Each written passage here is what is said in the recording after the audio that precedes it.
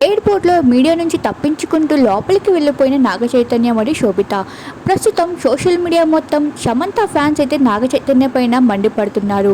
Divorce జరిగినప్పుడు అందరూ సమంతని అన్ని మాటలు అంటుంటే ఒక్క మాట కూడా నాగచైతన్య అనలేదు. ఇప్పుడు చివరికి తనను మోసం చేసి అప్పట్లో తను ప్రేమించిన శోభితని పెళ్లి చేసుకున్నాడు అనడమే కాకుండా సమంత ఇప్పుడు ఎంత బాధపడుతుందో అంటూ సమంత ఫ్యాన్స్ అందరూ అయితే నాగచైతన్య పైన మండిపడడం జరుగుతుంది.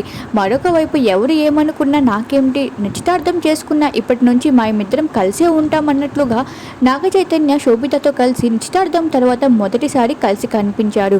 పైన వస్తున్న రూమర్స్ అన్నింటినీ నిజం చేసేసి 8 ఆగస్టున నాగచైతన్య మరియు శోభిత నిశ్చితార్థం ఎంతో ఘనంగా అక్కనేని నాగార్జున చేతుల మీదుగా జరిగింది.